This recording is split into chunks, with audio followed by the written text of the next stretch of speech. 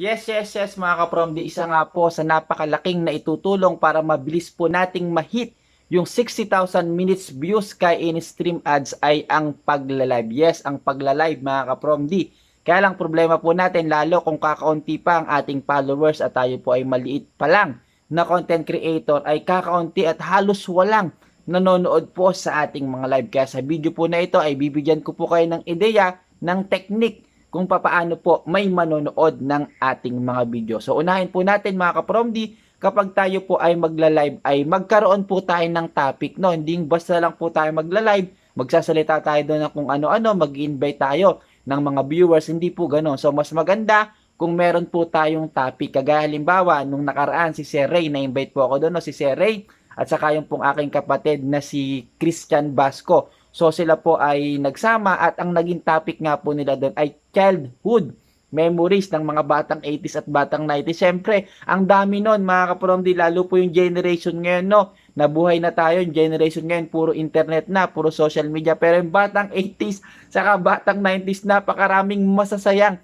alaala ng ating kabataan. So marami po ang papasok doon sa ating live dahil magkakaroon po sila ng interest dahil meron po tayong napakagandang topic. Then, mas maganda mga kapromdi, number 2, no, ay magkaroon po tayo ng announcement para ahead of time. Halimbawa, ilang oras sa umaga, pag-announce ka, o mamayang hapon, gantong oras, magla-live po ako.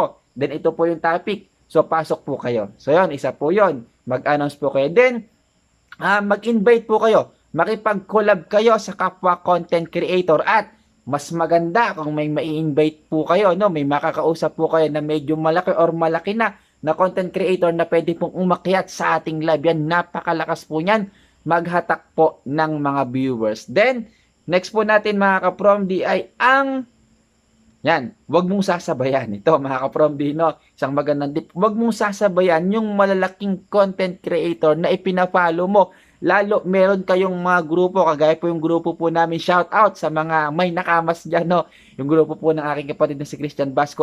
Kapag nag-live po si Christian, tapos sasabayan ko ng live, wala halos manonood sa akin. Bakit? Karamihan po ng mga followers ko ay followers din po niya. So, syempre, ang choice ng mga followers ko na followers din niya, ang panoorin ay siya. So, huwag niyo pong sasabayan ng live yung mga malaking content creator, lalo kung alam po ninyo, karamihan po sa mga followers nyo ay naka-follow din po sa kanya. Yan po. For more updates, follow nyo po ako at pakishare na rin ang video na ito. Salamat po!